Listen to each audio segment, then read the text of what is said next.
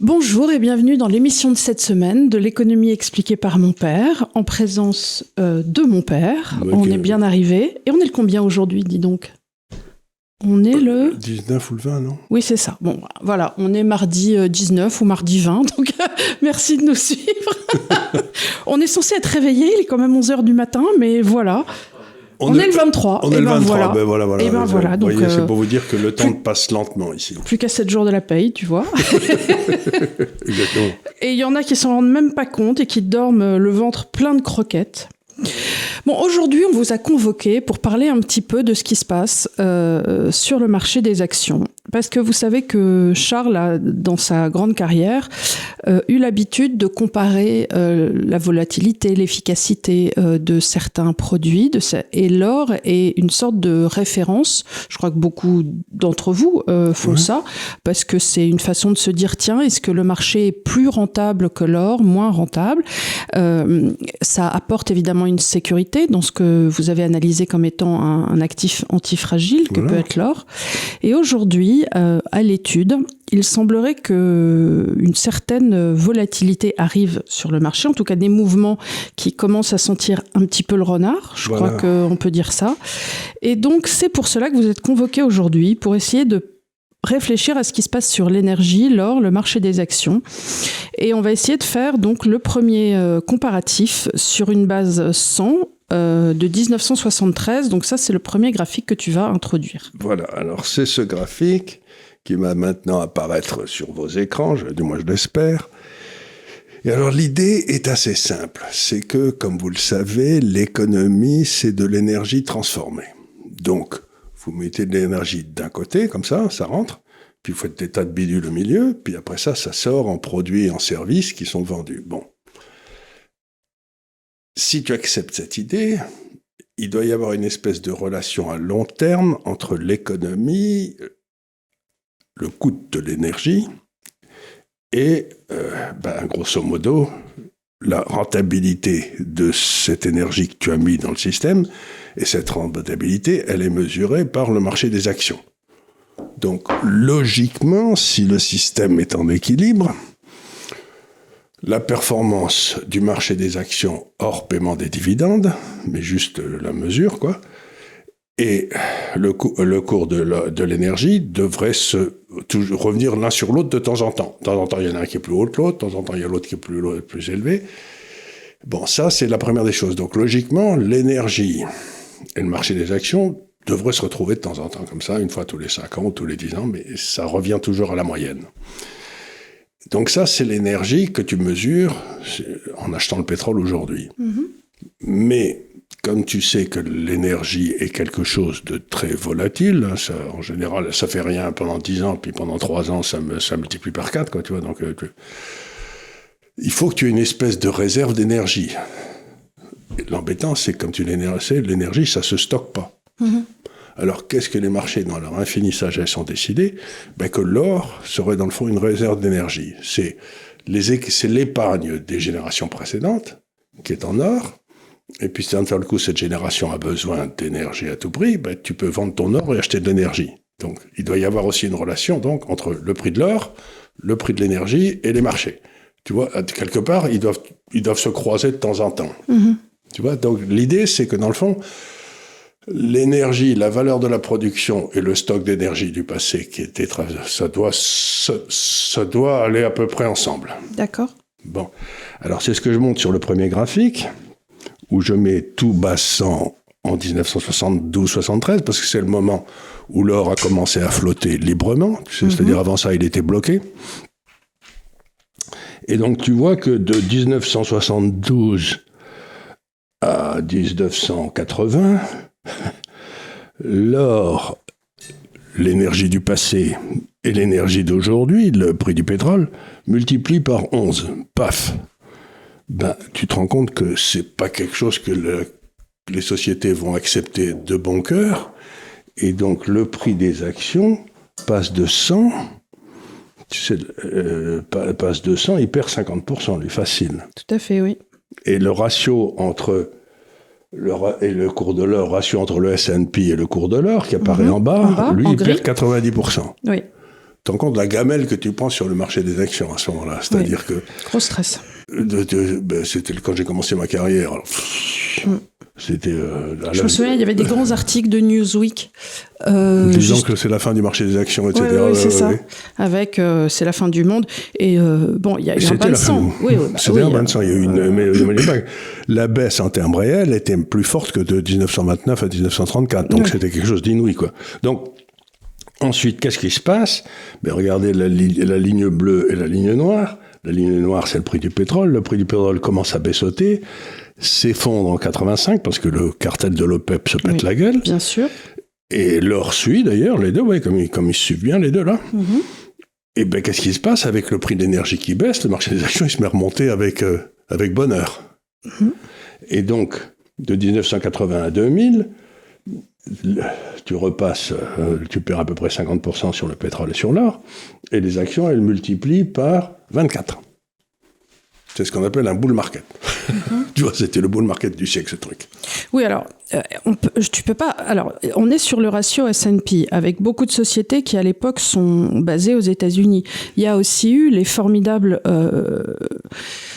injonctions économiques qu'ont pu être l'époque Wagner, justement, avec des taux qui avaient été remontés. Mais là, c'est en 80, c'est le moment où Volcker dit, parce que tout le monde pensait que le prix du pétrole allait continuer à monter jusque toujours. Et donc, Volcker a fait monter les taux à 15% en 1980. Voilà. Et justement, pour casser l'inflation. L'inflation, et donc casser l'or et le pétrole. Et de redonner une chance aux sociétés. Et ça a très bien marché. Ça a très très bien marché. Comme quoi, quand un banquier central fait son boulot et ne fait pas de mesures complètement idiotes... On n'a pas besoin d'or. On n'a pas besoin d'or. Et quand un gouvernement décide de mettre à sa tête un banquier central qui fait son boulot, on n'a pas besoin de QE, de quantitative easing. Mais rien du tout. Et on n'a pas besoin des gros doigts de l'État. Bien sûr. Et ce qu'il y a d'admirable, c'est que pendant cette période où les taux d'intérêt étaient élevés, le chômage a baissé, le déficit budgétaire a baissé, etc. Tout a marché très très bien. Et donc Volcker est remplacé par un autre homme qui s'appelait Greenspan, qui était aussi un très bon professionnel, qui maintient un taux d'intérêt élevé. Bon, très bien. Et ça marche très bien. Puis arrive un crétin profond qui s'appelait Bernanke, c'était vers 2004-2005, qui décide qu'il faut commencer à manipuler les taux d'intérêt et les taux de change parce que lui, il sait mieux. Et hop, on part en sens inverse. C'est fou le nombre de crétins en politique et en économie qui pensent qu'ils savent mieux. C'est-à-dire que c'est assez extraordinaire. C'est-à-dire cette façon de se dire, de se réveiller un matin, un gamin qui a 32, 33 ans, et qui a fait 3 ans dans la vie active, le reste dans un parti politique, et qui se dit, tiens, moi, je vais être un État stratège et je vais je demandais au banquier central de m'imprimer de l'argent pour pouvoir développer mes idées stratégiques. Parce que du haut de mes 33 balais, encore une fois, et de ma force expérience, je sais exactement ce qu'il faut faire parce que je l'ai lu dans un bouquin HEC. Si tu veux que les gens disent oui, mais alors vous qui avez 50 ans de marché, comment pouvez-vous arrêter de vous prendre pour un grand gourou? C'est-à-dire, c'est pas que je me prends pour un grand gourou, c'est pas ça. Je dis simplement, le résultat de décisions qui sont prises de façon compétitive par 1 million de personnes sera sans doute meilleur que parce que ces gars-là, ils jouent à chaque fois leur intérêt, leur peau, ils have skin in the game. Ils jouent leur peau à chaque fois. Ça sera sans doute meilleur que le résultat d'un gars qui est tout seul. Et donc la décision d'un seul, c'est pas la décision de millions qui se contrebalance. Et donc on voit très bien à ce moment-là ce qui se passe. À partir du moment où le prix du pétrole se remet à monter, l'action se met à baisser. Et ce qui est très étonnant, c'est que si tu regardes le marché des actions de New York, dont on t'explique qu'il a fait une hausse exceptionnelle depuis 20 ans, que c'est les résultats de la politique monétaire, tu vois, on était à 246 au plus haut en 2000. Là. Et aujourd'hui, après 20 ans de remarquable politique monétaire, on est à 117. C'est-à-dire que dans le fond, aujourd'hui, la bourse de New York, vis-à-vis de l'or, est au même niveau qu'en 72. Alors, qu'est-ce que ça promet Alors, deux choses. Un, tout le monde dit, en ce moment, c'est incroyable, le marché des actions surperforme. Ça fait à peu près 20 ans qu'il sous-performe l'or. Bon, donc bon. Ça veut dire que les marchés sont en train de dire toutes vos manipulations monétaires, ça ne crée pas de vraie valeur. Alors ça, on le savait depuis Cantillon, quand même, que ça ne crée pas de richesse, les manipulations monétaires. Mais par contre, eux, ils ne savaient pas, encore une fois, on est avec des mecs de 33 ans qui ont décidé qu'ils avaient découvert la roue. Le 33 ans qui ne savent rien, qui disent des bêtises parce qu'ils sont des hommes politiques, ça ne me gêne pas. Mais que des hommes qui ont un PhD en économie, etc., qui sont banquiers centraux, croient qu'ils vont améliorer la chose. Je pense pas qu'ils croient. Je pense que simplement ils se sont soumis aux politiques pour les petits hommes gris, parce que c'est devenu la gestion par les petits hommes gris. Les petits hommes gris. Les petits hommes gris, exactement. Mais alors, je vois très bien que, par exemple, cette politique à la noix a fait la fortune de Goldman Sachs, de JP Morgan et de Morgan Stanley, parce que eux, ils étaient près de la Banque centrale, donc ils ont acheté des actifs réels avec de la fausse monnaie. Et de Monsieur Arnaud et ainsi de suite. Voilà, c'est toujours pareil. Tous ceux qui pouvaient prendre des leviers. Non, ils ne sont pas responsables, mais enfin... Ceux qui étaient... la Fed avait tombé sous le contrôle de ces grandes banques d'affaires sous les années Clinton, et depuis, ça a été un désastre. Oui, et dans quelle mesure... D'ailleurs, toute l'accumulation de la dette ne se ferait pas si l'État devait emprunter à un vrai prix. Et dans quelle mesure M. Arnaud n'était pas autour de table, qui a fait lire M. Macron, qui est quand même un produit... C'est possible. Alors là, on n'en saura rien, et on n'en saura probablement jamais rien. La nouvelle aujourd'hui, c'est quand même la nouvelle qui est en page 2, c'est que pour l'une des choses que je regarde avec beaucoup de soin... C'est en page 2, vous faites le ratio entre le S&P et l'or. Et donc, c'est la ligne bleue. Et la ligne rouge, c'est la moyenne mobile à 5 ans. Bon, c'est une façon de mesurer la tendance. Hein. Et vous voyez que de 1972 à 1982-83, les actions ont fait beaucoup moins bien que l'or. Mais Volcker est arrivé en 78. Il a commencé à monter les taux en 80. Donc, tu vois, tu rates, si tu suis un truc, tu rates la première partie de la hausse, où tu passes de 6 ou 7 à 12. Et puis, quand tu casses, tu te dis, bon, mais c'est bien, on est revenu. Et à ce moment-là, tu restes dans le marché jusqu'à 2001-2002. Mais tu es passé de 12 à 160. Tu vois, c'est bien, Bon, ensuite, on a une baisse profonde du marché contre l'or, quand ce crétin de Bernanke arrive, puis il est remplacé par Yellen, qui est un autre désastre, puis par le Powell, qui est un autre désastre, sont des incompétents. Et on voit quand même qu'à part pendant la crise du Covid, la ligne bleue, à partir de 2012-2013, reste au-dessus de la ligne rouge. Tu vois, il y a une petite cassure là. Mais la semaine dernière, on est passé en dessous. Donc ça veut dire quoi ? Ça veut dire que maintenant, depuis 5 ans, malgré toutes les manœuvres, de l'impression d'argent, etc., ça veut dire que la rentabilité du capital investi aux États-Unis dans des activités efficaces, que j'appelle les valeurs d'efficacité, a fait moins bien que la valeur de rareté qu'est l'or. Ça veut dire que la rentabilité du capital est en train de tomber. Et alors, évidemment, quand les gens n'étant pas plus bêtes que mal habillés, au bout d'un moment, s'ils se disent « si je dois prendre des risques », c'est un risque inhérent. Voilà. Si tu prends le risque de l'efficacité, depuis 5 ans, tu n'as pas gagné d'argent. Donc à un moment, tu vas dire, je vais prendre... Je me fous en or et je vais attendre. Je vais aller faire des plantes dans mon jardin, élever mes enfants, faire du potiron.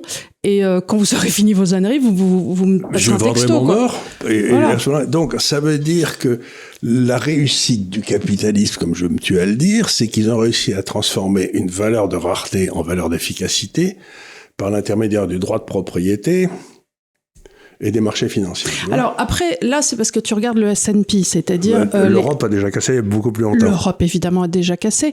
Mais si on devait regarder probablement en direction de l'Asie... L'Asie, elle est en train elle est pas terrible parce que... elle est pas terrible. Elle a cassé aussi. Parce que tu étais un peu plus bullish sur le yen. Sur le yen, le yen, il est, lui... Alors, tu devrais regarder le cours de l'or en yen. Parce que le cours de l'or en yen, il est passé au travers du toit. Ah oui. Et donc, ce que je dis aux gens aujourd'hui, c'est qu'il va sans doute... falloir sortir un petit peu d'or, peut-être en tout cas des actions, et se mettre en yen, parce que un de ces quatre, le yen va remonter, Et à ce moment-là, l'or yen baissera, quoi. Il faut qu'il remonte beaucoup pour qu'on ne perde pas à nouveau sur le transfert de change comme l'été dernier. Mais en même temps... Parce que l'été dernier, on n'avait rien gagné. On n'a rien gagné, mais en même temps, on se retrouve... Mais par la bourse de Tokyo est passée au travers du toit. Les actions. Mais les actions. Mais toi, quand tu t'avais de l'euro et que tu le mettais face au yen, à la fin, tu te retrouvais... Non, t'as pas gagné, mais je ne l'ai pas recommandé jusqu'à maintenant, dans le portefeuille. Dans le portefeuille, je ne l'ai pas recommandé, mais maintenant, je vais le mettre. Et alors, venons-en donc à notre portefeuille, notre cher portefeuille idéal. Bon, il y a probablement une petite erreur, mais ça ne change pas grand-chose. La ligne bleue n'est pas tout à fait exacte. Oui, merci à l'auditeur qui a repéré ça. Donc, on a le prochain graphique, celui qu'on vous mettra sur l'écran, ça sera le bon. Charles est parfois un petit peu tête en l'air et avec ses gros doigts, parfois, il y a de temps en temps, vous savez... il me fait ça le dimanche soir, alors. Il y a des moments où, en effet... Donc, grosso modo, celui qui a investi 100 dans le portefeuille idéal en 2000, aujourd'hui, il est à 154. Et le marché français, l'indice français, un dividende réinvesti, comme pour le portefeuille, il est à 144. Donc, on a mis 10 points à l'indice. Donc, j'ai calculé, ça vous fait l'indice idéal, la ligne rouge, vous voyez à quel point elle bouge peu pendant que les autres vont dans tous les sens. Hein. Qui est, encore une fois, l'idée de ce portefeuille. Parce que quelquefois, sur les réseaux, les gens disent « Ah oui, mais moi, je préfère vendre ci, acheter ça. » Encore une fois, l'idée de ce portefeuille est d'être un portefeuille de bon père de famille, comme autrefois dans le Code civil. Il y a tout sauf du trading. Voilà, et il y a tout sauf du trading. L'idée, c'est que vous ayez le moins d'ordre possible à passer, que ça vous fasse le moins de coups de sang possible. C'est-à-dire que il n'y a pas d'arrêt du cœur. Pas d'arrêt du cœur. Vous êtes tranquille, vous faites ce placement, vous y pensez une fois par mois quand ils feront rebalancer, et il faudra probablement dans l'université de l'épargne qu'on fasse une ou deux stations spéciales pour que les gens comprennent bien le rebalancement, parce que c'est tellement contre-intuitif que ça a du mal à rentrer. Ça fait partie de ces choses, c'est un peu comme l'histoire des taux d'intérêt. Quand on dit les taux d'intérêt montent ou les taux d'intérêt baissent, les gens disent « Ah bah si ça baisse, c'est une bonne nouvelle ». Parce que intrinsèquement, on se dit quand un prix est bas, c'est une bonne nouvelle. Or, pas du tout, les taux d'intérêt, il faut qu'ils soient... Voilà. Donc, il y a des choses qui sont contre-intuitives comme ça. Pour vous montrer que c'est... Regardez le premier graphique à nouveau. Je vous dis, voyez... Ah, tu reprends le premier? Je reprends mieux le premier. Juste pour expliquer la notion de rebalancement, vous voyez, vous vous dites, regardez, je mets à 100, et vous voyez qu'en 1996, ils sont tous les trois à nouveau à 100, mais ils sont écartés comme des fous. Et puis, bon, en 1996, et puis hop, en 2016, ils sont à nouveau à 100. Et hop, en 2021, ils sont tous les trois à nouveau à 100. Donc, si vous vous dites, bon, ils ont la même rentabilité sur le long terme, ces trois trucs. Donc, s'il y en a un qui est beaucoup monté par rapport aux deux autres, si je vends celui qui est beaucoup monté et que j'achète les deux autres, comme ils se retrouvent au même endroit d'ici 5 ans ou 10 ans, je vais gagner, puisque je vais vendre celui qui est trop haut et je vais acheter ceux qui sont trop bas. Et ainsi de suite. Donc, c'est une façon, le rebalancement ne marche que si les actifs ont sur le long terme la même rentabilité. C'est-à-dire que tu vois bien que le graphe en dessous, le S&P, il est à plat.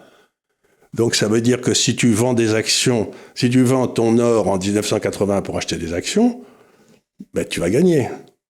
Ou si tu vends ton or de 1980 à 2000 régulièrement, tu vas te retrouver avec de plus en plus d'actions qui sont en train de se péter la gueule, mais tu t'en fous. Et donc, c'est une façon d'identifier trois actifs, l'or, le pétrole et les actions, qui sur le long terme ont la même rentabilité, et tu vends ce qui est beaucoup monté, tu rachètes ce qui a beaucoup baissé, puisqu'ils auront la même rentabilité sur le long terme. Voilà, c'est assez simple quand on y réfléchit. Donc aujourd'hui, ce que fait le portefeuille idéal, c'est qu'il a donc 10 actions françaises, et je n'ai fait aucun effort pour les sélectionner. J'ai juste dit rien à voir avec l'État français. Donc si quelqu'un s'y connaît bien en analyse financière, parmi ceux qui nous écoutent, il doit y en avoir un ou deux quand même, eh bien, ce que vous faites, c'est que vous pouvez mettre vos 10 actions. Ce que je cherche à capturer, c'est la rentabilité des entreprises bien gérées en France. Voilà. Et qui n'a rien à voir avec le taux de change, etc. Donc, on se retrouve avec LVMH, alors oui, des gens demandent pourquoi vous mettez pas Hermès. Charles ne met pas Hermès parce qu'il a déjà mis LVMH. Donc l'idée, c'est de dire, j'en ai déjà pris un dans ce genre de secteur, luxe. Voilà, donc j'ai une pétrolière, j'ai le luxe, j'ai pas de pharmaceutique, j'ai une hôtelière, j'ai de quoi s'attraper une cuite quand tout va mal. Pernod Ricard. Alors Pernod Ricard cette semaine est tombé, mais c'est pas grave parce qu'encore une fois, on joue la globalité du portefeuille. Vous ne devez pas penser les titres les uns. C'est-à-dire que tous vos titres ne doivent pas performer. On le sait très bien. C'est pour ça qu'on vous dit quand vous devez rebalancer, il y en a un qui doit sortir, un qui doit monter. Bon, l'idée c'est que l'ensemble du portefeuille, il y aura toujours un dernier de la classe. C'est celui qu'on aimera beaucoup, qu'on rachètera à ce moment-là. Oui. Donc l'idée de base, si vous voulez, c'est que vous vous dites, je suis le patron d'une holding. J'ai sélectionné 10 activités dans ma holding et elles ont toutes la même rentabilité sur le long terme. Donc, s'il y en a une qui se pète la gueule parce qu'elle est mal gérée en ce moment, il va y avoir une OPA dessus, j'en sais rien, et elle reviendra à la moyenne des autres. Donc, vous faites exactement la même chose qu'entre l'or et le pétrole. S'il y en a un qui est très cher, l'autre qui est très bon marché, vous achetez celui qui est bon marché, vous vendez celui qui est cher. Et donc, si vous faites ça, vous attrapez non pas la rentabilité de chaque affaire, mais la moyenne des entreprises bien gérées en France. Voilà. C'est ce que vous essayez de faire. Et si vous obéissez, vous ferez même un peu mieux que la moyenne. Donc, voilà un peu. Ce portefeuille, donc, il est la moitié là-dedans.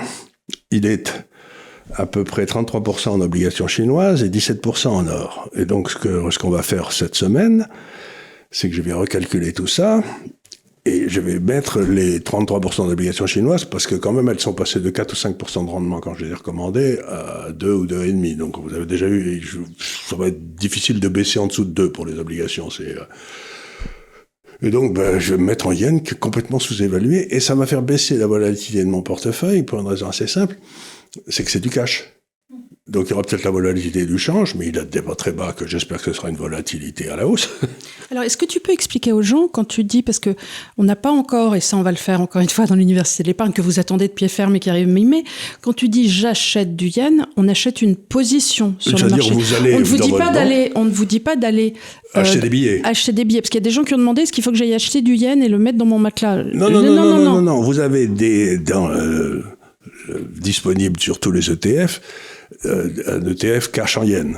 Et donc, ce que fera l'ETF, c'est que vous lui enverrez des euros et hop, il ira acheter des yens sans prendre de couverture de change. Et donc, c'est-à-dire que vous aurez des yens qui sont investis en bons du trésor japonais, tranquillement, et vous dormirez dessus. Mais ce sera comme si vous aviez acheté des dollars dans votre compte. Et ça, c'est à vous. En plus, c'est à vous, c'est à titre à vous. Si jamais le gouvernement veut essayer de vous piquer votre épargne, on va en parler dans 5 minutes, mais on verra ça. Donc, l'idée, ça devrait m'amener, comme je pense, mais j'ai peut-être tort, bien entendu, parce que personne ne connaît l'avenir, mais c'est comme je pense qu'on risque de rentrer maintenant dans une période difficile dans les marchés financiers, avoir une grosse partie de notre portefeuille en cash. Période difficile tout court. Avoir une grosse position en cash dans une monnaie qui n'a rien à voir avec l'Europe et qui est incroyablement sous-évaluée, ça devrait vous permettre d'attendre, quoi. Je veux dire, là, en faisant ça, je rends le portefeuille plus défensif. Donc, je renforce le côté défensif. Et comme je me dis qu'un de ces quatre, les banques centrales vont s'énerver contre l'or, j'ose pas en racheter en ce moment puisqu'il est beaucoup monté parce que s'il rebaissait un peu, à ce moment-là, automatiquement, avec le système, on sortira du yen et on achètera de l'or. Tu vois, ça se fera automatiquement. J'aurais pas à prendre une décision. Donc, pour la première fois depuis 4 ans, on procède à un changement dans le portefeuille pour le rendre moins volatile parce qu'on rentre sans doute dans une période un peu plus agitée. Voilà. Ça, c'était donc la première partie, le portefeuille. Oui. Alors, là, sur la deuxième partie, en réalité, on est un peu agacé en ce moment parce que beaucoup de partis politiques, beaucoup de personnel de gauche, mais ça on a l'habitude, reviennent avec cet homme de paille qu'est l'État stratège. Alors, évidemment, en tant que libéraux, l'État stratège, pour nous, ça nous fait bien rire. Mais avant que tu continues, l'État stratège, on est en plein dedans.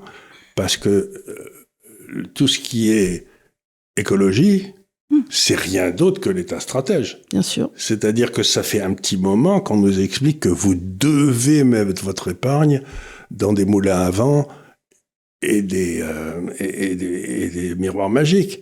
Or, on sait que ça ne marche pas. On en a parlé ici avec notre ami Furfari et avec bien d'autres. Donc, l'État stratège, c'est prendre la lubie des hommes politiques en ce moment, au moment où on parle, et l'État stratège va investir dans la lubie de l'homme politique qui a 33 ans, qui a jamais rien fait, qui sait rien. C'est vrai ce que tu dis, et d'ailleurs c'est vrai pour autre chose. C'est-à-dire que la plupart du temps, les gens du camp d'en face qui parlent d'État stratège nous disent oui, mais vous avec votre libéralisme, vous essayez d'imposer votre déontologie, vous essayez d'imposer. Alors que bien au contraire, le libéralisme est né d'un pragmatisme bien avant sûr. Toute chose. Moi, quand on me dit oui, vous essayez d'imposer votre façon de voir, votre idéologie, je dis mais il n'y a pas moins idéologue que moi. Je n'ai aucune idéologie. Mon idéologie, c'est de dire à chacun sa chacune, à chaque pot son couvercle, et les solutions qu'on peut apporter, c'est parce qu'on sait qu'elles fonctionnent. Donc excusez-nous de vouloir faire... Il n'y a pas de solution, c'est les gens qui décideront par eux-mêmes avec leur argent, qui préfèrent avoir des voitures. Oui, mais quand tu dis des solutions, si, tu sais très bien que par exemple, les taux d'intérêt, il faut qu'ils soient réels. Oui, tu sais très bien que le taux de change, il doit pas être manipulé. Donc voilà. Ça, quand on vous dit oui, vos idéologies, ça n'est pas une idéologie, c'est un pragmatisme. Excusez-nous de savoir ce qui marche. Exactement. Mais si tu es un homme d'affaires et que tu prends des décisions en fonction des prix.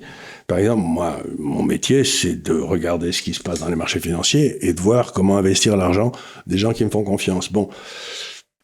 Mais si les taux d'intérêt sont faux, si les taux de change sont faux... Tu peux plus naviguer, t'as plus aucun prix. Alors j'achète de l'or. Bah oui, tu joues avec tes pieds. Tu joues avec tes pieds. Tu te dis, je me retire de ce combat idiot puisque je n'ai pas de règles. À partir du moment où tu dis, bon bah les gars, on va construire un mur avec des écuelles et une fourchette, tu dis, écoutez, moi ça m'amuse assez peu, donc ça ne reste rien. Je vais aller sur le banc et je vais jouer avec mes enfants. Tu te dis, moi je peux pas jouer avec vos règles. Non, et là, leur règle, c'est que c'est eux qui imposent des règles qui n'ont rien à voir. Et là, avec Furfari, j'avais en commentaire quelqu'un qui me disait, oui, mais c'est horrible, vous voyez, vous jugez tout par le capitalisme. Mais bien évidemment, on cherche à faire des trucs qui fonctionnent. Donc, excusez-nous de ne pas vouloir mettre des miroirs magiques et des trucs qui tournent. Parce que le but de la journée, si on se lève le matin, c'est de faire des trucs qui fonctionnent. Le seul truc qui a jamais permis une hausse du niveau de vie, une baisse de la mortalité, etc., le plus extraordinaire dans l'histoire qui soit jamais produit, ça a été le capitalisme, les gars. Ça n'a pas été le socialisme. Ce qu'on cherche à faire, c'est que...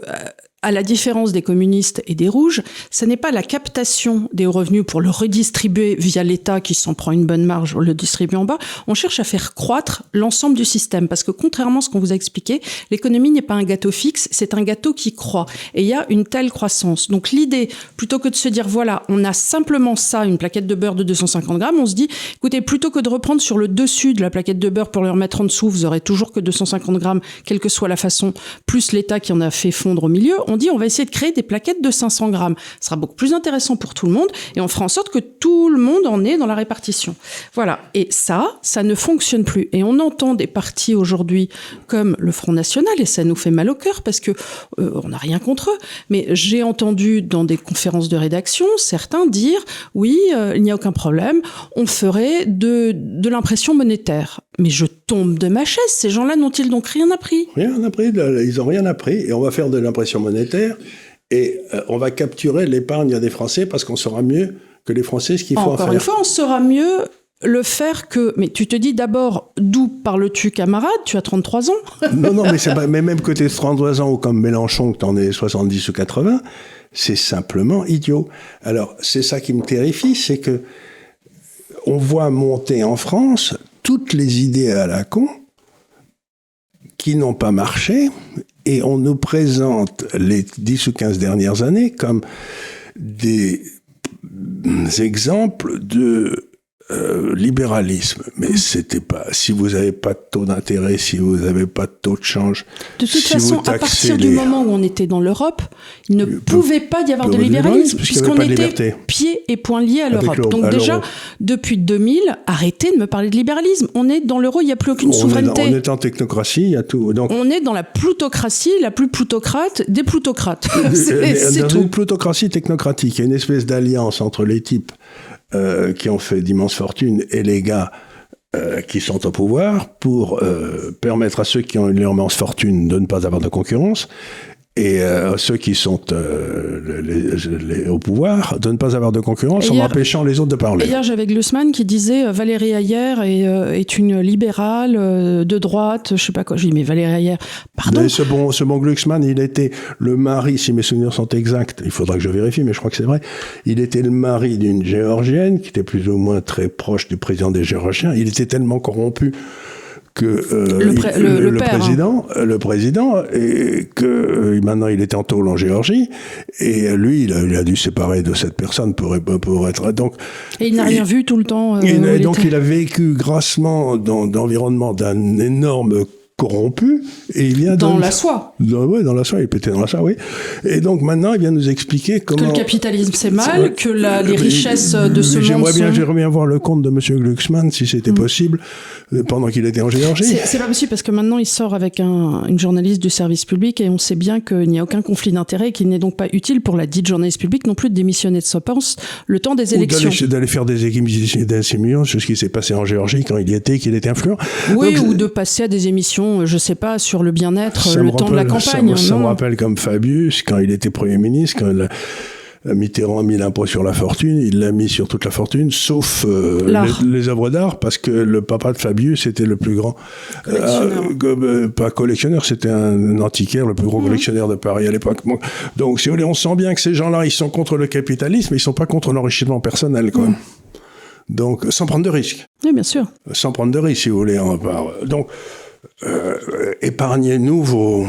Bon, alors, peut-être ce qu'on va essayer de faire maintenant, c'est reprendre le travail qu'on avait fait, on a beaucoup parlé, vous savez, de comment réussir sa désindustrialisation, ce qui était un gros clin d'œil, mais enfin, ça ne savait rien. Et on va réfléchir à la façon dont la Suède, qui était dans une position tout à fait similaire à celle dans laquelle est la France aujourd'hui, en 1992, donc ça doit faire 30 ans. Et on va voir ce que les Suédois ont fait. Les Suédois, ils ont réfléchi, ils se sont dit, dans le fond, on était en train de crever par excès d'intervention étatique. Ils étaient dans le SME, qui était un ancêtre. Ils étaient obligés de mettre les taux d'intérêt à 17%, les poids de l'État, c'était monstrueux, leur dette était en train de devenir incontrôlable. Bref, c'est une situation aujourd'hui, quoi. Qu'est-ce qu'ont fait les Suédois? Ils ont fait l'analyse que dans le fond, ils étaient en train de crever parce que l'État faisait des tas de choses qu'il ne devait pas faire et faisait pas ce qu'il devait faire. Ce qui me paraissait assez juste. Et donc, ils n'ont pas fait un État stratège parce que j'ai vu qu'il y avait des gamins qui proposaient maintenant, en France, de faire un fonds souverain. Ah oui, c'était Bardella. Voilà, c'est bien dommage. Bon, un fonds souverain. Et donc... En principe, celui qui fait un fonds souverain, commençons avec le début, c'est qu'il a un excédent d'épargne. Et que tu remarqueras, ils sont tous très excités de faire un fonds souverain ou d'aller chercher l'épargne des Français. Ça a été le grand truc de ces Européennes. Voilà. Mais alors, donc, on va commencer. Donc, on va faire un fonds souverain, mais il faut qu'on ait une épargne excédentaire. Aujourd'hui, on a un déficit de nos comptes courants et un déficit de notre budget qui sont colossaux. Donc, comment vont-ils financer ce fonds souverain? Bon, bonne question, je sais pas, mais... Et ensuite, qu'est-ce qui leur donne la moindre crédibilité en disant que Bardella, qui est un garçon charmant, qui est très doué dans les débats, et que porte bien sur lui, qui est propre, qui est plutôt joli garçon, qu'est-ce qu'il connaît, par exemple, le cycle énergétique à 35 ou 50 ans? Il connaît rien. Et c'est pas grave, c'est normal. C'est normal, c'est normal. Moi, je connaissais rien à 27 ans non plus. J'avais même pas commencé à bosser, alors. Donc, qu'est-ce qui lui permet de penser que son idée ou celle de son parti seront meilleures que celles de millions de Français si on leur laissait la libre disposition de leur épargne? Il n'y a pas d'exemple d'une société gouvernée par une technocratie qui fait mieux qu'une gouvernée par un marché, quoi. Ça n'existe pas. Donc, qu'est-ce qu'ont fait les Suédois? Ils ont dit, vous savez quoi? L'État bouffe trop de l'épargne en faisant n'importe quoi, donc on va essayer de faire monter de l'épargne sous contrôle privé. Ce qui n'était pas plus con. Et donc il y a l'autre qui ronfle là, ça fait plaisir à voir, il est d'accord avec ce que je dis. Et donc qu'est-ce qu'ils ont fait? Mais d'abord, ils ont fait... Pardon de te couper, mais est-ce qu'il y a beaucoup d'épargne en France aujourd'hui? Il y a une assez grosse épargne, mais ce que les gens ne voient pas, ils pensent l'épargne, ces gars-là, parce qu'ils sont quand même pas très au courant, ils connaissent pas la comptabilité en partie double. l'épargne qui existe en France aujourd'hui, elle est déjà investie dans quelque chose. Bah, oui, parce que effectivement, c'est pas Picsou d'un champ dans son tas d'or. Mais bien sûr que non. L'épargne que tu donnes, que tu laisses sur ton compte en banque ou que tu mets dans tes PEA et dans tes comptes vie, elle est déjà par définition investie. Elle est investie quelque part. Alors, quand on parlait de l'Inde, par exemple, on disait il y a quelque part une épargne cachée parce qu'il y a beaucoup de bijoux en or et ainsi de suite, mais on n'est pas du tout dans ce cas-là en France. Non.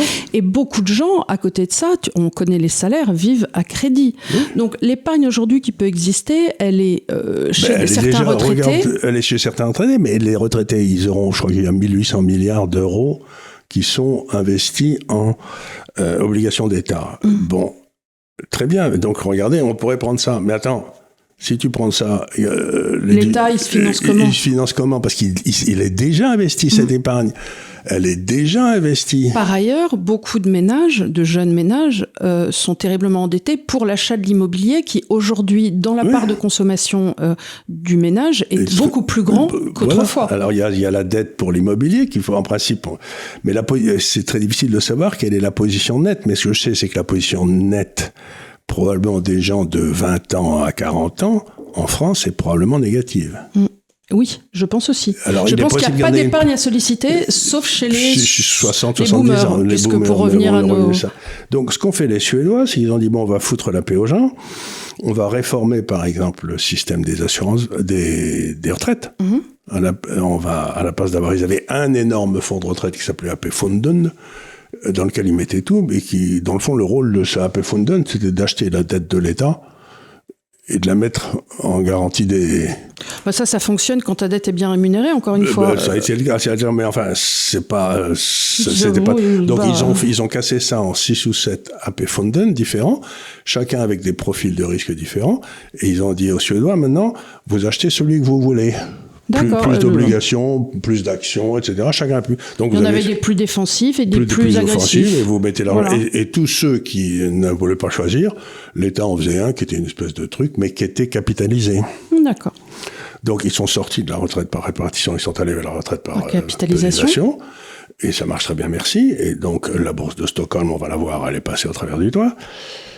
Et regardez, par exemple, donc en 1990, le premier graphique, c'est Suède et France, indice de la production industrielle base 100 en 1989, c'est-à-dire à peu près quand la France décide de rentrer dans ce qu'allait être l'euro et que la Suède sort du... Donc vous voyez que de 1970 à 1990 ou 92, la production industrielle est exactement la même entre la France. La Suède décide de reprendre sa liberté de ses conneries monétaires et de cesser de subventionner l'État et de... Bon, vous voyez que la production industrielle suédoise passe de 100 à 160... C'est combien ? 169 ? Alors que la France, on est en l'espace donc de... Ça fait 1990, ça fait donc 10, 30, ça fait 34 ans. On est monté de 7% en 34 ans. Alors que... on est les meilleurs du monde. C'est-à-dire qu'on est au même niveau de production industrielle qu'en 1996. Ouais. C'est quand même nul, quoi. C'est quand même incroyable. On n'a eu aucune croissance de la production industrielle depuis 1996. Mais rien. Alors que la Suède, elle est passée au travers du toit. Bon. Donc, la Suède, ils ont fait quelque chose qui marche. Et alors, qu'est-ce que cherchent à faire les Suédois ? C'est à faire monter la rentabilité des affaires suédoises. C'est-à-dire que je suis donc France et Suède, poids de l'État. Et donc, pour faire monter la rentabilité des affaires, il faut que le poids de l'État baisse. Parce que c'est le coût de fonctionnement de l'État qui obère la rentabilité des entreprises. Donc, vous voyez que nous, notre coût de l'État, on était à 51% en 95, et on est maintenant à 56%, et on est plus proche de 62. Et la Suède, ils sont passés de 58 à 47. Donc, et du coup, leur dette baisse alors que notre dette monte. C'est-à-dire que maintenant, ça fait bientôt 10 ans que les Suédois ont des excédents budgétaires. Parce qu'ils ont fait baisser la pression de l'État. Donc, je lis tout le temps dans les journaux une phrase qui me fait rigoler. Le déficit budgétaire a augmenté malgré la hausse des impôts. Et j'ai envie de leur dire, mais arrêtez vos conneries. C'est à cause de la hausse des impôts que le déficit budgétaire a augmenté, parce que la rentabilité du capital baisse. Donc automatiquement, c'est ce que tu avais appelé, je crois, dans ton deuxième livre, le ratio du secteur communiste. Oui. C'est-à-dire plus le ratio du secteur communiste... Plus le secteur communiste monte, plus le secteur capitaliste baisse. Donc plus vous augmentez les impôts, plus votre secteur capitaliste... C'est vraiment des sortes... C'est des vases enfantin. C'est vraiment enfantin. C'est vraiment des communicants. C'est le problème de la baignoire. À quelle heure va-t-il arriver à Poitiers? Le train aussi, voilà, c'est ça. Le train, c'est le problème du train et de la baignoire qui me donnait des soucis quand j'avais... c'était horrible. Mais je crois Sachant qu'il y a tu ne comprenais jamais, il fallait faire des fractions. En plus, je crois qu'on le demanderait maintenant à un étudiant en mathématiques. En mathématiques de première année de licence, il aurait du mal. Hein, alors qu'autrefois, le gamin de 12 ans, il le faisait au certificat d'études. Hein, le train qui part de Poitiers. Quand il croise le train qui part de Paris 1 heure après... Quand on était à Saint-Étienne, tu m'as dit j'ai rêvé que je repassais mon bac, mais je suis sûre, et je te le redis, que si tu devais repasser ton bac de mathématiques, il n'y a que des fonctions, et des fonctions à développer et des dérivées premières, mais enfin, tu sais, l'abscisse ordonnée, mais je suis sûre que tu l'as. Je suis sûre que tu l'as au moins avec tes connaissances d'aujourd'hui, alors que tu n'as pas fait de maths appliquées depuis un petit moment. Et moi, je repasse mon bac de français demain. Hein. Je suis persuadée d'avoir moi, le bac de français, tout ce qui est histoire, français, philosophie et tout, je crois que je passerai. Les mathématiques... Non, mais sans rire, les mathématiques, tu te rends pas compte comme tu le fais finger in the nose. J'espère. Moi, écoute, j'ai fait le programme... par exemple, le programme d'Attendia, quand ma fille est née, l'a passé, il fallait recouvrir une chaise avec le tissu et il fallait compter combien de morceaux de tissu tu allais avoir besoin pour faire la coudoir et le... Ah oui, c'est compliqué ça. Honnêtement, c'était pas... ça c'était le programme de ES. Le programme de ES, c'était un peu plus compliqué, c'était avec une fusée, il fallait calculer des trucs de fusée, c'était pas... Bon, alors, donc, vous voyez, regardez, le graphique qui était précédent, c'était simplement poids de l'État dans l'économie. Et regardez la marge brute des sociétés françaises, c'est-à-dire combien elles gagnent d'argent, et des suédoises. Donc, vous voyez que plus l'État français, premier graphique, monte, plus la rentabilité des sociétés baisse. C'est ce que disait ma fille, c'est-à-dire que c'est des vases communicants. Plus le secteur communiste monte, plus le secteur capitaliste se viande. Et en la Suède, vous voyez que on fait baisser le secteur communiste avec beaucoup de constance depuis 40 ans, eh bien, le secteur capitaliste, il se développe avec beaucoup d'intérêt. Donc, encore une fois, on revient à la même chose, c'est l'État est un mal nécessaire, mais il n'y a pas de raison de lui donner des capacités qu'il n'a pas. Il est incapable de créer de la valeur. Il peut créer les conditions qui permettent aux créateurs de valeur de créer de la valeur, mais lui, il n'en crée pas. C'est un individu stérile. C'est ce que me disait un de mes amis qui était à la Chambre des Lords en Angleterre. Il me disait le problème des Lords, il avait été nommé par Thatcher, je crois. Le problème des Lords, c'est qu'on est des mules. C'est-à-dire qu'on ne peut pas transmettre le fait qu'on soit lord à nos héritiers. Tu vois, c'est une mule, et je suis stérile, disait-il. C'est plutôt bien, parce qu'il était nommé du coup pour ses compétences, et Dieu sait que les compétences ne sont pas transférables. Oui, ça c'est bien vrai. Ça. Enfin, parfois si, elles se transfèrent, bien évidemment. Bien évidemment. C'est ce que J'en suis l'exemple. C'est ce que je dis à ton frère tout le temps, d'ailleurs. Voilà.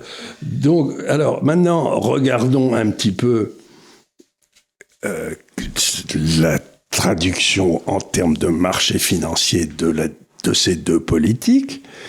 Bon, vous voyez que de 1998 à 2008, c'est-à-dire quand les gens ne se rendaient pas compte à quel point l'euro était une saloperie, les deux marchés boursiers ont exactement la même performance. Éclate la crise de l'euro en 2008, 2009, 2010, etc. Eh bien, depuis, vous avez le marché italien qui était bas 100 en 98, qui est à 61, donc il a perdu quand même pas mal de trucs. Donc l'italien, c'est les rouges. Hein. C'est le rouge. Et puis le marché suédois, lui, il est passé de 50 à 141, quoi.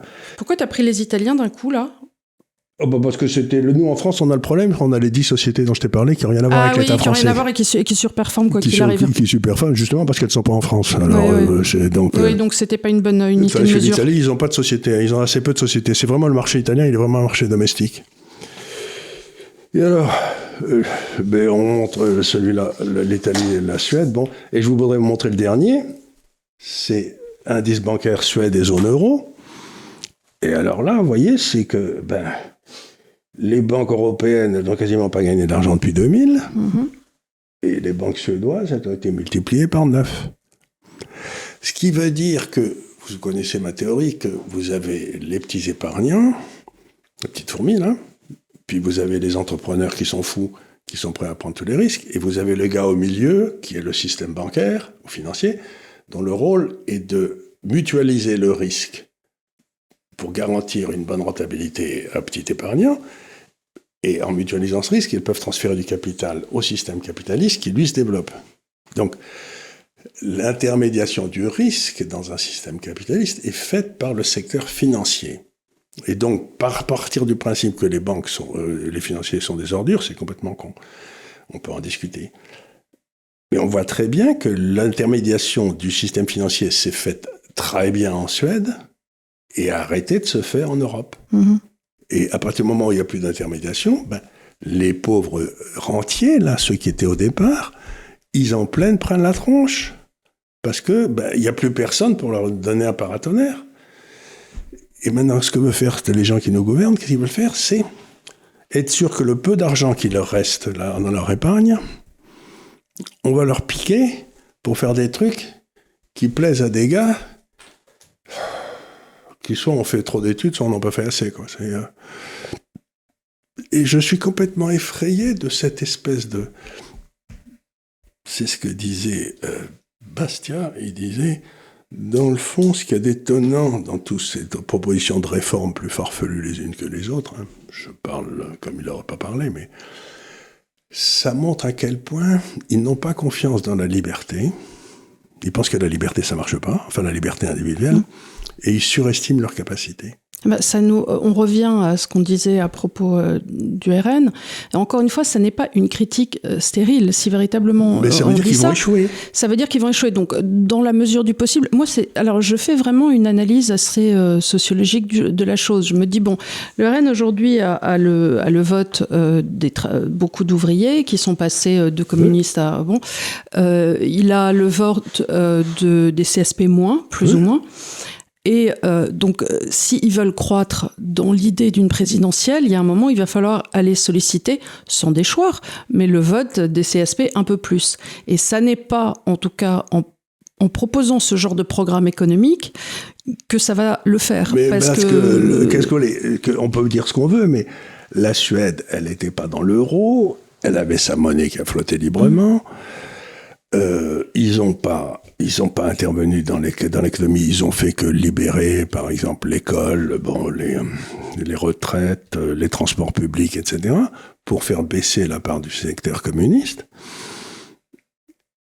Et ça a marché. Mais si maintenant le RN arrive au pouvoir avec « on sort pas de l'euro, on sort pas de l'Europe ». Et on reste sur une idée de dette étatique effroyable, qui n'est pas, encore une fois, on l'a déjà expliqué, qui n'est pas, j'allais dire sustenable, mais qui n'est pas portable, qui n'est pas soutenable sur le long terme. Ils vont échouer. Ils vont échouer. Parce qu'aujourd'hui, compte tenu des contraintes, les taux d'intérêt, quels qu'ils soient, même à zéro, seraient au-dessus du taux de croissance du revenu disponible. Donc, ça veut dire qu'aujourd'hui, on est dans une trappe à dette, sauf si on libère notre taux de change. Donc, l'idée de dire l'État va venir Mais l'État n'a plus les moyens. Donc, arrêtez déjà de développer ce discours, parce que déjà, pragmatiquement, vous allez vous prendre le mur de la réalité. Donc, essayez de regarder autour de vous et reprendre les conditions de Pompidou. Mais on n'est pas à l'époque Pompidou, les petits cocos, réveillez-vous. Il n'y avait pas de dette. Il n'y avait pas de dette, donc il pouvait faire n'importe quoi. Et on pouvait dévaluer. Et ce que ça fait Pompidou dès qu'il est arrivé d'ailleurs. Mais ce que j'essaie de dire, c'est que donc si le RN arrive en disant on ne sort pas d'Europe, on ne sort pas de l'euro, on ne fait pas un audit des dépenses de l'État, on ne comprend pas, on n'essaie pas. On demande à la BCE de relancer la plante à billets. Déjà, elle va te dire, point numéro 1, je fais ce que je veux, c'est moi qui décide quand je veux le faire. Oui. Parce que les Länder allemands... Et ensuite, ça ne marcherait pas. Et en plus, ça ne marcherait pas. Mais et alors, si tu fais monter les taux d'intérêt, tu fais exploser ta dette. Donc déjà, la personne qui a dit... Non, mais on peut plus. Non, mais indépendamment de ça, Jean-Philippe Tanguy, quand il te dit, je fais marcher la plante à billets, il n'a pas regardé les intérêts de la dette. C'est pas possible. C'est pas vrai. Et là, s'il veut marcher la planche à billets, il pense que ça fera baisser le taux d'intérêt, mais ça fait baisser les taux d'intérêt pendant 6 mois, et ça les fait monter pendant 6 ans. Donc, ils n'ont aucune notion de la façon dont une économie fonctionne. Ils comprennent pas la comptabilité en partie double, c'est-à-dire que l'épargne abondante des Français est déjà investie quelque part. Donc, elle peut pas être investie 2 fois. Non. La seule façon, c'est d'augmenter la quantité d'épargne, c'est-à-dire les profits des sociétés et les salaires des gens. Et la seule façon, c'est de faire rentrer quelqu'un d'autre pour faire les discours économiques, parce que là, les petits gars, vous allez dans le mur. Hein. Ben, ils vont droit dans le mur. C'est-à-dire que je dis, on m'a demandé pour qui il fallait voter. J'ai pas la moindre idée, mais je dis, je peux vous aider à savoir pour qui il ne faut pas voter. Et aujourd'hui, je suis en train de me dire, ben, je vais dire s'il continue ces imbécilités. Je sais pas l'influence que j'ai, mais ça m'empêche pas de parler d'ailleurs. C'est que vous ne devez pas voter pour le RN, ce qui est quand même très con, quoi. Ben oui, s'ils disent des bêtises économiques, on peut pas... Mais non, s'ils disent des choses qui sont fondamentalement contre la liberté, fausses et idiotes, je vais pas recommander de voter pour des gens qui pensent comme des clampins, qui sont bêtes, mais qui n'ont même pas la conscience de leur bêtise. Oui. Et moi, quand je parle d'opéra, je ferme ma gueule. Je vois pas pourquoi ces gars-là qui sont nuls, qui n'ont jamais rien prouvé, pourquoi ils ouvrent leur gueule sur l'économie. Ils se croient obligés. Et donc, qu'est-ce qu'ils vont chercher? Les trucs les plus bêtes qui soient, l'État stratège, la manipulation des taux d'intérêt, le retour au protectionnisme. Tout le monde gueule contre le libre-échange. Très bien, si ça vous fait plaisir, ça me gêne pas, c'est une connerie, mais ça me gêne pas. Mais si on enlève les importations d'énergie de la France, on est excédentaire. Donc si on devient protectionniste, il va y avoir des représailles. Et par exemple, ils vont plus acheter de vin de Bordeaux ou j'en sais rien, les Américains. Mais c'est toujours comme ça que ça se passe. Donc, si tu es en position excédentaire hors énergie, comme tu vas pas faire baisser ton énergie, mais tu te souviens, à l'époque, premier mandat de Trump, premier mandat de Macron, il y a Trump, et ils sont à l'Élysée, et alors Trump le raconte en disant Monsieur Macron told me I'm going to raise taxes on the US multinational. Voilà, oui, je vais augmenter les impôts sur les multinationales américaines. Et Trump l'a dit, non? Non, si vous le faites, c'est pas difficile, je mets un impôt de 50% sur tous les produits importés. Ah non, you cannot do that, watch me, hein. Watch me do it, hein. Et 2 heures après... finalement, c'était mal compris. C'était mal compris, voilà. Donc, les représailles, ça arrive tout de suite. Et notre économie, qui a peu de secteurs qui marchent, mais qui sont parfois dans l'exportation, ces secteurs qui marchent et qui sont dans l'exportation, c'est les premiers que les gens qui feront des représailles vont frapper. Donc, on a quelques trucs qui marchent et on va se dépatouiller pour être sûr que c'est là où ça va nous taper. Donc, ces gars, c'est ce que disait Bastien encore une fois, il y a dans l'économie, dans les mesures économiques, il y a ce qui se voit et ce qui se voit pas. Par exemple, j'embauche des fonctionnaires. Youpi, le chômage baisse. Donc, je suis un grand homme, je suis un économiste, j'ai le prix Nobel d'économie. Mais attendez une seconde, le chômage baisse, mais les gars qui ont été embauchés, il faut les payer. Donc, il faut augmenter les impôts ou la dette, et c'est les autres qui vont douiller. Donc, leur pouvoir d'achat va baisser. Et donc, j'ai montré 10 fois que si tu embauchais un fonctionnaire, à partir d'un certain niveau qui est aux alentours de 30% de l'État, dépenses étatiques, si tu embauchais un fonctionnaire, tu crées 3 chômeurs. Et si tu foutais à la porte un fonctionnaire, tu crées 3 nouveaux emplois. Donc, il y a ce qui se voit, le fonctionnaire embauché, et ce qui se voit pas, les 3 gars qui vont plus au restaurant, ce qui fout en l'air les restaurants du quartier, et il y a plein de chômeurs en plus. Donc, encore une fois, on a l'impression que ces gars, dans leur tête, ils ont un pistolet à un coup. On va suivre une politique stratégique. Et si vous vous plantez? Alors, aussi autre chose. C'est la ligne Maginot, non, mais à propos des politiques stratégiques, c'est que, encore une fois, on revient... alors, il y a 2 choses. C'est que, encore une fois, on n'est plus à la période de Pompidou, c'est-à-dire l'époque de construction d'après-guerre. Où on faisait les autoroutes, des barrages, et ainsi de suite. C'est là où était la Chine depuis 20 ans. C'est facile, ça. Et c'est les cycles d'Aftalion, donc tu as un premier cycle, tu as le second. Mais on n'est plus du tout dans cette période-là. On va pas faire des autoroutes parallèles à d'autres autoroutes pour faire une autoroute. Qui va nulle part et qui sert à rien. Qui va nulle part et qui sert à rien. Il y a certes des dépenses de construction qu'on pourrait faire, mais encore une fois, l'État a-t-il les moyens? Est-ce qu'on ne devrait pas, dans un premier temps, essayer de... Mais en plus, on ne peut pas, parce que c'est interdit par l'écologie, par exemple. C'est ce que dit ce charmant Isnard, à Cannes. Il dit, alors on me dit, il faut faire des logements sociaux. Bon, très bien, on va faire des logements sociaux, parce qu'il faut avoir, 17% de logements sociaux dans les... Bon. Mais malheureusement... L'État a décidé que la quasi-totalité du terrain était non constructible. Donc tu dois les mettre à 70 bornes. Mais non, mais c'est plus à Cannes. Ah ben c'est plus à Cannes. Tu respectes plus les... Donc, tu fais à la fois un truc qui t'interdit de construire et dire vous devez avoir 17% de logements sociaux. Et ben, les gens, ils sont... Qu'est-ce que tu fais ? Ben, je sais pas. Donc, c'est comme ça qu'ils ont foutu en l'air San Francisco. Hein. Oui, mais c'est exactement ça. C'est-à-dire qu'on n'imagine pas à quel point la croissance est tuée par... Des mesures débiles. Par des mesures contradictoires. Contradictoires. Et qui peuvent être prises à l'origine, avec les meilleures intentions du monde. C'est toujours la meilleure. Leur faire, elles peuvent être bonnes intentions. Voilà. Donc c'est ça qui est on peut être dans extraordinaire. l'idée croissance de l'État et l'État. Deuxième question, deuxième chose, qu'est-ce qui permet à l'État de penser un instant T mieux que le consommateur, ce dont on pourrait avoir besoin. Et ensuite, leur grande idée de se dire, qu'Adam Smith a prouvé dans La richesse des nations, et c'est les premières pages de son livre, de dire, voilà, quand on va faire des aiguilles, est-ce que chaque ouvrier doit faire une aiguille, et dans ces cas-là, l'entreprise va en faire 48 par jour, ou est-ce qu'il vaut mieux que ces ouvriers se spécialisent dans une tâche et à la fin de la journée, on va pouvoir en faire 2800. Oui. Parce qu'il y en a un qui va effiler, il y a l'autre qui va bobiner la tête, il y a l'autre qui va percer et à la fin, on va faire des aiguilles de façon beaucoup plus large. Et nous, en France, aujourd'hui, la chose sur laquelle on peut avoir, sachant que l'énergie nous est chère, que le temps de travail est cher aussi, la seule chose sur laquelle on peut avoir une valeur ajoutée comparative à la Chine, c'est faire des choses comme baccarat, des choses comme ça, avec une très forte valeur ajoutée et avec un savoir-faire. Mais c'est cela où on mettra des impôts dessus. Oui, mais ça n'est pas... Ça, si on n'est pas aujourd'hui, on ne peut pas se dire on va tout relancer en production du moindre petit bouton de culotte. Comment veux-tu relancer une production industrielle si la marge est restée dans l'Europe ? Mais bien évidemment. Est restée dans l'Europe. On pourrait... Mais à ce moment-là, si on sortait de l'Europe et si l'euro se pétait la gueule, si le franc français se pétait la gueule un bon coup, les entreprises redeviendraient rentables. Mais aujourd'hui, les entreprises françaises opérant en France sont à peu près moitié moins rentables que les entreprises opérant en Suisse de l'autre côté de la frontière. Donc, et tu ne peux pas flécher non plus l'entreprise que tu vas déclarer comme étant rentable. Alors aujourd'hui, peut-être que dans leur tête, c'est se dire on va relancer Alstom ou ainsi de suite. Est-ce que c'est reprenable ? Est-ce que je ne sais pas.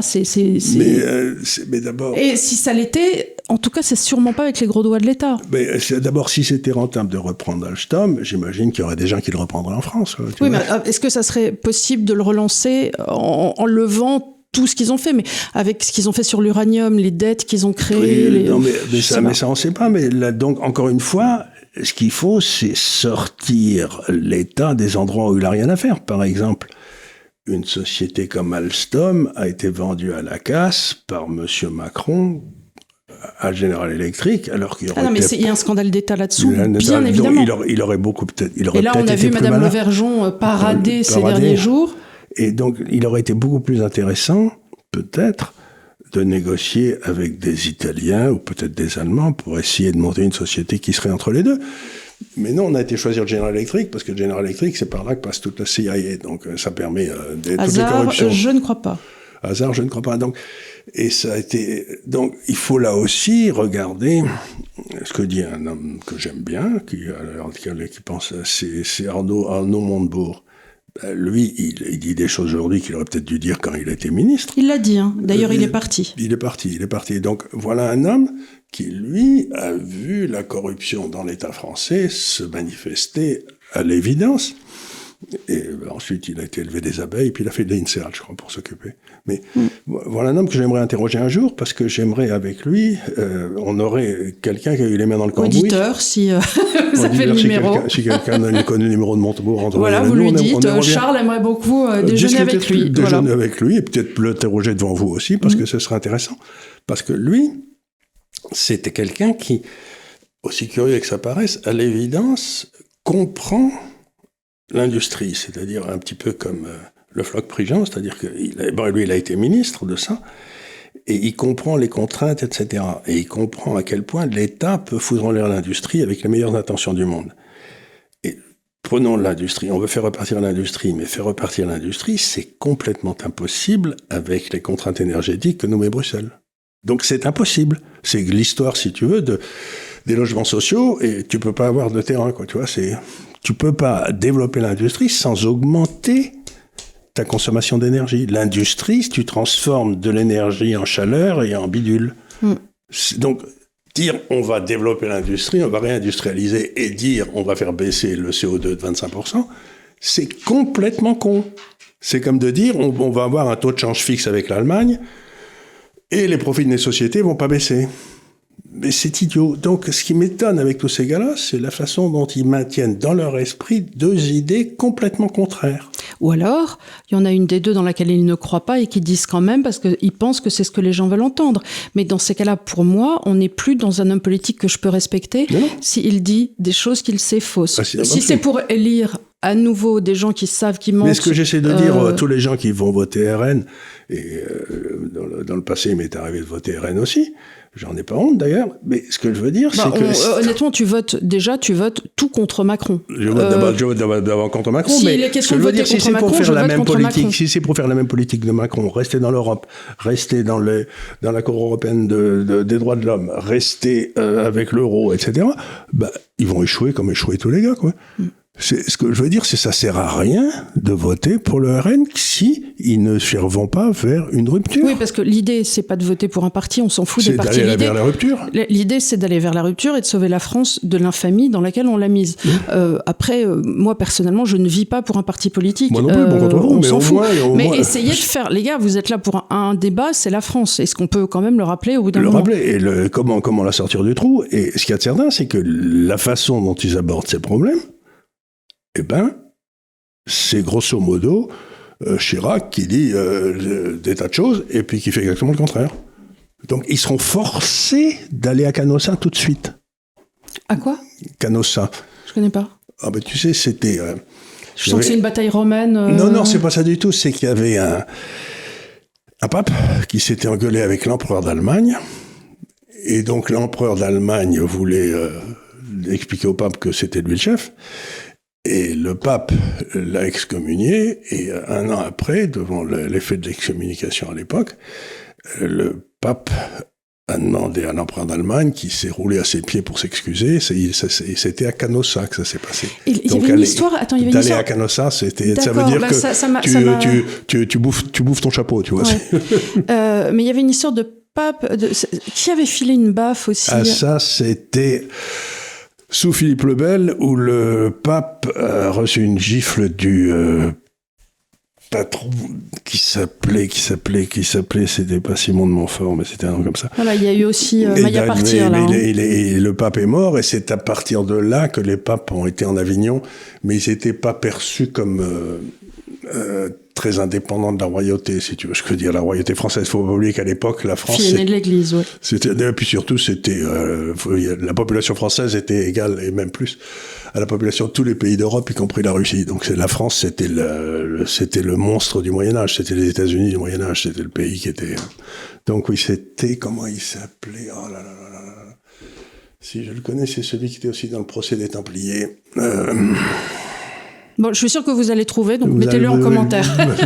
Voilà, le gars qui a mis une claque au pape. Oui, il est mort d'ailleurs 15 jours après le pape, tellement il était vexé. Mais enfin, ça se fait pas de taper le pape, quoi. Non, un petit peu pas. Déjà, mais moi, j'aurais peur. C'était le début de la France qui était une puissance impérialiste et qui voulait pas que le pape intervienne dans les affaires françaises. Peut-être le pape, après avoir... il y a eu un moment où il a voulu devenir un peu puissance temporelle. Allez. Oui, mais dans ces cas-là, tu fais comme tout le monde, tu l'empoisonnes. Enfin, ça se faisait très bien. Oui, mais c'était pas l'idée. C'était à l'époque. Oui, peut-être qu'il voulait que ça se voit aussi. Il voulait montrer que voilà. Le roi de France, on rigolait pas avec le roi de France. Voilà, écoutez, on aura fait le petit point historique du jour avec Canossa. Tu vois, aller à Canossa, ça veut dire manger son chapeau. Quelque chose. Ça veut dire, les gars, jamais je ne ferai ça. Et puis 6 mois après, vous allez dire, finalement, j'ai bien réfléchi. Voilà. Tu sais, c'est un peu moi dans l'éducation de mon chien. Tu sais, jamais tu ne monteras sur le canapé 2 jours après. Jamais tu ne viendras dans le lit 2 jours après. Alors, comme je dis toujours, j'ai très bien élevé mes enfants. Enfin, du moins, je le pense. Mais alors, celui-là, c'est un raté. C'est un raté de l'éducation. Hein, mais, tu sais, les garçons, c'est pas pareil. Non, les garçons, c'est pas noté pareil, on va dire ça. Les garçons, Pourtant, j'ai essayé de m'appliquer, mais catastrophe. Moi, j'ai été très sévère avec lui, mais...